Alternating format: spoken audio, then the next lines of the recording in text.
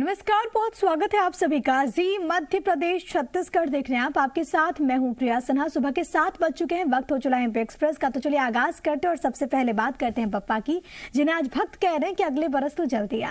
बड़ी खबर है भोपाल से, जहां पर गणेश मूर्ति विसर्जन के दौरान हुए पुराने हादसे और कोरोना संक्रमण को देखते हुए इस बार विसर्जन की व्यवस्था में कई बदलाव किए गए हैं। मूर्ति विसर्जन को लेकर जिला प्रशासन पहले से अलर्ट है। इसके लिए खास दिशा निर्देश जारी किए गए। गाइडलाइंस के तहत घाटों पर नगर निगम की टीमें तैनात रहेंगी। घाटों के बाहर ही कुंड में विसर्जन होगा। प्रशासन ने खटलापुरा घाट की घटना से सीख लेते हुए निर्देश जारी किया। मूर्ति विसर्जन के दौरान नाव पलटने की वजह से हादसों में कई लोगों की जान चली गई थी और उस घटना से सबक लेते हुए यहाँ पर विशेष तौर पर गाइडलाइंस जारी की गई हैं। भोपाल में 15 जगह स्टॉल बनाए जाएंगे। निगम मूर्तियों का विसर्जन करेगा। घाटों पर अफसरों के देखरेख में विसर्जन होगा। तो तमाम जो प्रक्रिया है वो व्यवस्थित ढंग से आगे बढ़ेगी। और क्योंकि कोविड भी है और ऐसे में प्रोटोकॉल्स भी यहाँ पर बनाए गए हैं, लोगों से विशेष तौर पर एहतियात बरतने की सलाह दी गई है। और क्योंकि इको फ्रेंडली बप्पा भी इस बार खूब ट्रेंड में रहे, क्योंकि बहुत सारे लोगों ने इको फ्रेंडली बप्पा को अपने घर पे लेकर के वो लोग आए, तो ऐसे लोगों से भी अपील की गई कि आप लोग अपने घरों में ही विसर्जित करें। इधर प्रशासन ने सामूहिक विसर्जन के लिए विशेष तौर पर तैयारी की है। गणेश मूर्ति विसर्जन के दौरान जो पुराने हादसे हुए, कोविड को देखते हुए इस बार विसर्जन व्यवस्था में बदलाव हुआ है। और तमाम जानकारी के साथ जी मीडिया संवाददाता प्रमोद में इस वक्त लाइव जुड़े, सीधे उन्हीं का रुख करते हैं। प्रमोद, क्योंकि जाहिर तौर पर एक बड़ी चुनौती प्रशासन के सामने भी रहती है कि किस तरीके से तमाम चीजों को व्यवस्थित किया जाए, ऐसे में क्या विशेष तैयारियां इस वक्त राजधानी भोपाल में देखने को मिल रही है विसर्जन के मद्देनजर? देखिए, बिल्कुल सर्वप्रथम पूजे जाने वाले भगवान गणेश का 10 दिन जो उत्सव चलता है, उनकी प्रतिमा स्थापित करके आज वो समापन की ओर है। आज 10वां दिन है और सभी मंगल मूर्ति मोरया भगवान गणेश की जो प्रतिमा स्थापित की गई थी, उनको विदाई देने की तैयारी शुरू हो गई है। जगह जगह हवन पूजन अर्चना की गई है और आज आखिरी दिन अनंत चतुर्दशी है और गणेश चतुर्थी के दिन से ये गणेश उत्सव शुरू हो जाता है।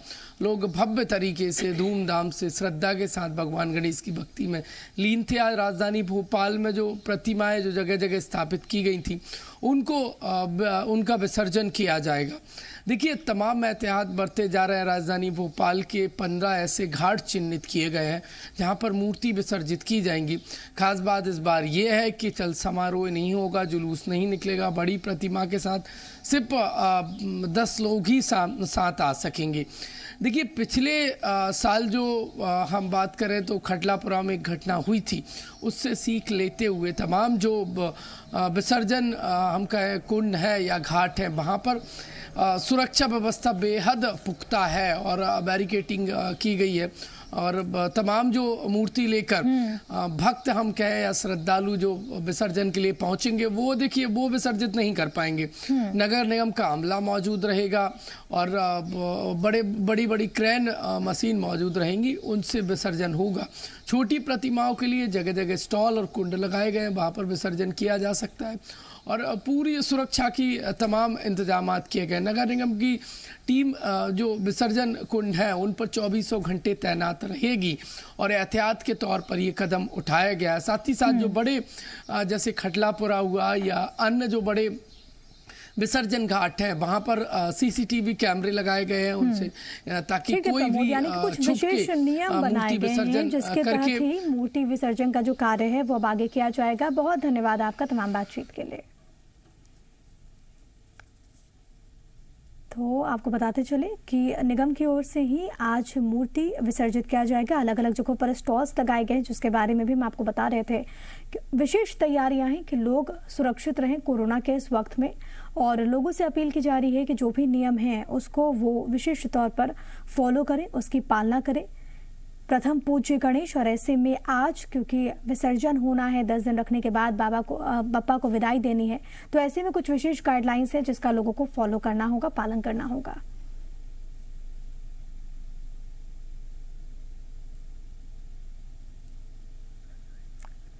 तो 10 दिनों का उत्सव आज समाप्त हो चुका है और ऐसे में लोगों के लिए नगर पालिका निगम भोपाल ने विशेष तौर पर तैयारियां की है। सामूहिक विसर्जन की बात कही गई है। बाकायदा अलग अलग घाटों पर स्टॉल्स लगाए गए हैं। 15 ऐसे स्टॉल्स हैं जिनका चयन किया गया है, जहां पर जो लोग पहुंचेंगे मूर्तियों को लेकर वहां पर निगम कर्मी को वो हैंडओवर कर देंगे और उसके बाद जो निगम कर्मी है वही विसर्जन की प्रक्रिया को आगे बढ़ाएंगे।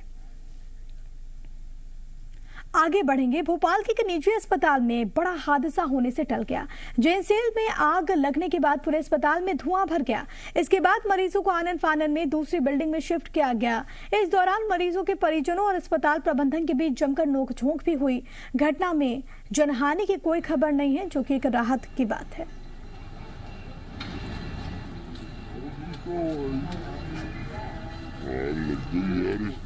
तो तस्वीरें में आपको दिखा रहे हैं, अफरा तफरी का माहौल हो गया। हालांकि राहत की बात यह कि इस दौरान जनहानि नहीं हुई और सूझबूझ से हादसा होते होते टल गया। लेकिन इस दौरान जो वहां पर मरीज मौजूद थे, जो तीमारदार मौजूद थे, उनमें आक्रोश, उनमें गुस्सा भी देखने को मिला। नोकझोंक भी वहां पर हुई। इसके बाद जो अस्पताल प्रबंधन है उसने लोगों को समझाया और लोगों को दूसरी जगह पर शिफ्ट किया गया। वहीं राजगढ़ में लगातार हो रही झमाझम बारिश से नदी नाले उफान पर हैं। जलस्तर बढ़ने के बाद मोहनपुरा डैम के 8 गेट्स खोले गए। इसकी वजह से नेवज नदी उफान पर आ गई। इसका पानी पुराने बस स्टैंड तक जा पहुंचा। हालात ये है कि अगर पानी थोड़ा भी बढ़ा तो दुकानें उसके अंदर समा जाएंगी। वहीं खिलचीपुर में गाढ़ गंगा नदी का रौद्र रूप देखने को मिल रहा है। नदी पर बना छोटा पुल पानी में डूब चुका है। सोवारिया में शिवजी के जल मंदिर तक जाने का रास्ता भी बंद हो गया। नदी के पास बने ईंट भट्टे में भी पानी भर गया। निचले इलाकों में जल भराव से जनजीवन प्रभावित है। बारिश से बिगड़ते हालात को देखते हुए प्रशासन अलर्ट पर है। पुराने बस स्टैंड समेत कई जगहों पर सुरक्षा को देखते हुए पुलिस जवान तैनात कर दिए गए।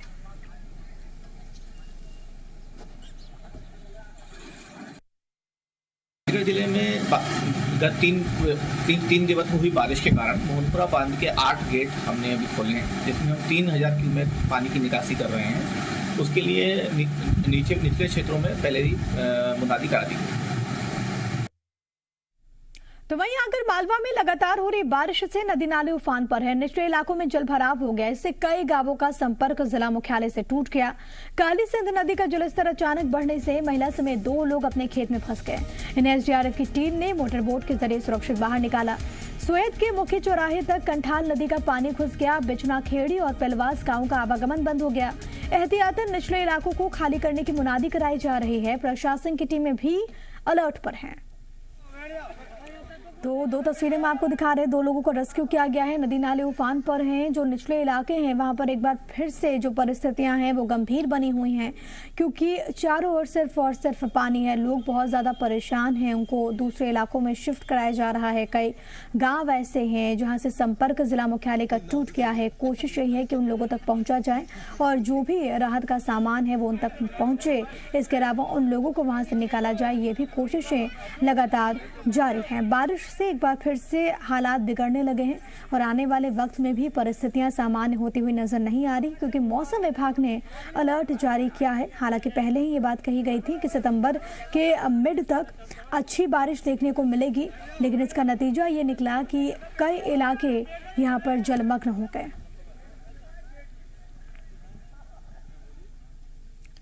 और इस बीच एक बड़ी खबर है भोपाल से। आज राज्यपाल से मिलेंगे मुख्यमंत्री शिवराज सिंह चौहान। राजभवन में सुबह 11 बजे मुलाकात होगी। तय कार्यक्रम के अनुसार 30 मिनट तक ये मुलाकात होगी। वैक्सीनेशन, विकास कार्यों की जानकारी दे सकते हैं मुख्यमंत्री। इस वक्त की बड़ी खबर, जहां पर राज्यपाल से मुलाकात मुख्यमंत्री शिवराज सिंह चौहान की होनी है। कई सारे ऐसे मुद्दे हैं, विषय हैं जिसको लेकर यहाँ पर चर्चा होगी। प्रमोद मेरे साथ, मेरे सहयोगी तमाम जानकारी के साथ जुड़ गए। प्रमोद, और क्या कुछ डिटेल्स आपके पास? देखिए, अचानक से दौरा बना है मुख्यमंत्री शिवराज सिंह चौहान का राजभवन जाने का, और दोपहर हम 11 बजे सीएम शिवराज सिंह चौहान राजभवन पहुंचेंगे और 30 मिनट राजभवन में रुकेंगे। देखिए, 30 मिनट रुकना मतलब महत्वपूर्ण चर्चा होगी। चर्चा क्या होगी ये तो साफ नहीं हो पाया, लेकिन ये जरूर बताया जा रहा है कि वैक्सीनेशन को लेकर जो मध्य प्रदेश में परचम लहराया गया है, लोगों को सुरक्षित किया गया है, वैक्सीनेट किया गया है, वो जानकारी दे सकते हैं। साथ ही साथ जो विकास कार्य तेजी से चल रहे हैं और कई और प्रदेश के आंतरिक मुद्दों पर महत्वपूर्ण चर्चा हो सकती है, जैसे आरक्षण को लेकर जानकारी या फिर अन्य जो महत्वपूर्ण मुद्दे हैं उन पर चर्चा हो सकती है। देखिए, तमाम कयास लगने शुरू हो गए हैं, क्योंकि कल देखिए जबलपुर दौरे पर दिन भर थे मुख्यमंत्री शिवराज सिंह चौहान, शाम को 8:30 बजे ही पहुंचे हैं और अब पहला कार्यक्रम उनका राजभवन जाने का है। पौधारोपण के सीधे बाद वो राजभवन जाएंगे, राजभवन में राज्यपाल मंगू भाई पटेल से मुलाकात करेंगे और 11:30 पर राजभवन से रवाना होंगे। इसके बाद ही साफ हो पाएगा कि इस मुलाकात का उद्देश्य क्या था। लेकिन अचानक से बने इस प्रोग्राम को लेकर चर्चा तो हो रही है और चर्चा लाजमी भी है, क्योंकि अब राजभवन सीएम जा रहे हैं और लेकिन जो प्रारंभिक तौर पर जो जानकारी निकलकर सामने आ रही है वो ये है कि मध्य प्रदेश सरकार ने जिस तरीके से काम किया है कोरोना कंट्रोल करने को लेकर, जो एक प्लान अभी था, तक वो जो जानकारी प्रमोद सामने आई है वो वैक्सीनेशन, इसके अलावा विकास कार्यों को लेकर यहाँ पर बात होगी। राज्यपाल मंगू भाई छगन भाई पटेल से मुख्यमंत्री की नजर बनाए रखेगा प्रमोद, आपसे जानकारी लेंगे, दर्शकों तक पहुंचाएंगे। फिलहाल बहुत धन्यवाद आपका तमाम बातचीत के लिए। खबरों में आगे बढ़ते हैं। पूर्व केंद्रीय मंत्री उमा भारती ने शराबबंदी को लेकर फिर से मोर्चा संभाल लिया। उन्होंने एमपी में शराबबंदी की मांग को लेकर सड़कों पर उतरने की चेतावनी दे दी। उमा भारती ने कहा कि नशे की लत जागरूकता से नहीं, सिर्फ लठ से दूर होगी। इतना ही नहीं, उमा भारती ने शराबबंदी के लिए खुद मोर्चा संभालने का ऐलान किया। उन्होंने कहा कि 14 जनवरी से शराबबंदी के लिए प्रदेश में अभियान चलाया जाएगा, इसका नेतृत्व वो खुद ही करेंगी। उमा भारती ने सरकार और संगठन से इस काम में मदद की अपील की। वीडी शर्मा जी और शिवराज जी ने कहा है कि नशाबंदी और शराबबंदी होनी चाहिए और जागरूकता अभियान से होनी चाहिए। मेरा ऐसा मानना है कि ये कभी जागरूकता अभियान से खत्म नहीं होता, ये लठ से ही खत्म होता है। इसलिए आप वो कहते हैं कि नहीं जागरूकता अभियान से होना चाहिए, तो ठीक है, मैंने कहा जागरूकता अभियान चलाओ, तो उसके लिए बुलाई है मैंने, महिलाएं आई हुई हैं। अब वो जिला संयोजक बन जाएंगे उनके, क्योंकि आखिर शुरू से तो ऐसे ही चलना पड़ेगा ना। अभी को कहोगे कि तुम जागरूक हो जाओ, तुम्हें नहीं पीना है, तो आपको कहेगा थोड़ा तू पी के देख, तुझे पता लगेगा कि इससे कितना रिलीफ मिलता है। तो इसलिए वो तो एक ही होगा कि जब उसको लगेगा कि पीते हुए सड़क पर गया तो पुलिस के डंडे पड़ेंगे, जब उसको लगा कि मैंने किसी के साथ अभद्रता का बर्ताव किया तो FIR दर्ज हो जाएगी, पी नहीं सकता मैं, और बेचने वालों को लगेगा मैं बेच नहीं सकता, तब मामला ठीक होगा। लेकिन फिर भी लोकतंत्र में जो परंपराएं हैं उनका मैं पूरी तरह से पालन करूंगी और इसलिए वीडी शर्मा जी को, शिवराज जी को मैं 15 जनवरी तक का समय देती हूँ। तब तक हम जागरूकता अभियान चलाएंगे, इसमें सरकार हमारा पूरा साथ दे। तो वहीं शराबबंदी को लेकर उमा भारती के बयान पर सियासत तेज हो गई है। उमा भारती के शराबबंदी को लेकर किए गए ऐलान का कांग्रेस ने समर्थन किया। कांग्रेस नेता भूपेंद्र गुप्ता ने कहा कि उनकी पार्टी ने तो इसे अपने घोषणा पत्र में शामिल किया था। उन्होंने कहा कि कांग्रेस मामले को लेकर जागरूकता अभियान भी चला रही है, सरकार को भी इस पर विचार करना चाहिए। तो वहीं बीजेपी प्रदेश मंत्री रजनीश अग्रवाल ने कहा कि प्रदेश अध्यक्ष वीडी शर्मा और सीएम शिवराज शराबबंदी को लेकर पहले भी स्पष्ट कर चुके हैं। उमा भारती के साथ फिर संवाद होगा और जो उचित फैसला होगा सरकार लेगी। रजनीश अग्रवाल ने कहा कि कांग्रेस फटे में टांग न अड़ाए और आईना देखे और अपना घर संभाले।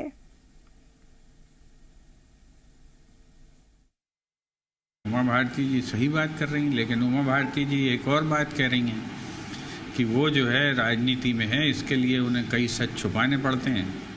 तो उन्होंने कौन से सच छुपाए हैं, इस बात को अगर वो साझा करेंगी प्रदेश की जनता के साथ, तो जो है वो बुंदेलखंड की सच्ची बेटी हैं, पूरे लोग उनके साथ होंगे। उस सच को भी उन्हें उजागर करना चाहिए जिन्हें उन्हें छुपाने के लिए मजबूर होना पड़ा राजनीति। कांग्रेस फटे में टांग ना फंसाए। दरअसल कांग्रेस जिस प्रकार की बातें करने के आदी है, कांग्रेस आईना देखे और अपना घर संभाले। भारतीय जनता पार्टी जनता के हित में, जनता के मुद्दों पर लगातार सक्रिय रहती है और अपनी भूमिका का निर्वहन करती है। माना जाए शराबबंदी होगी, क्या होगा क्या नहीं होगा ये सरकार और संगठन के निर्णय करने का विषय है और जो जरूरी होगा वो संवाद आदरणीय उमा जी से कर लिया जाए।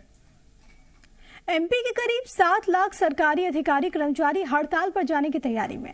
डीए और प्रमोशन के मुद्दे को लेकर 4 फेज में आंदोलन करने की तैयारी है। 20 सितंबर को सरकार को मांगों को लेकर ज्ञापन सौंपा जाएगा। इसको लेकर भोपाल में अधिकारी कर्मचारी संयुक्त मोर्चा की प्रदेश स्तरीय बैठक में फैसला हुआ। मांगों को लेकर जुलाई में भी हड़ताल कर चुके हैं। हमारा 4 चरणों का आंदोलन होगा। प्रथम चरण जो होगा हमारा सभी तहसीलों में धरना होगा और मुख्यमंत्री को संबोधित ज्ञापन होगा। द्वितीय चरण में हमारे जिला केंद्रों पे हमारा धरना होगा और मुख्यमंत्री को संबोधित हमारा ज्ञापन होगा। तीसरा चरण जो है वो हमारा प्रदेश स्तरीय भोपाल में धरना होगा और उसमें पूरे प्रदेश से हमारा कर्मचारी जगत के लोग भोपाल आएंगे और 1 दिवसीय धरना होगा। उस तारीख तक अगर सरकार ने हमारी मांगों पे विचार नहीं किया, चर्चा के लिए नहीं बुलाया, तो हम आगामी उसके बाद अनिश्चितकालीन आंदोलन के लिए जाएंगे। खबरों में आगे बढ़ेंगे। ग्वालियर चंबल अंचल के नर्सिंग कॉलेजेस को सुप्रीम कोर्ट से एक बड़ी राहत मिली।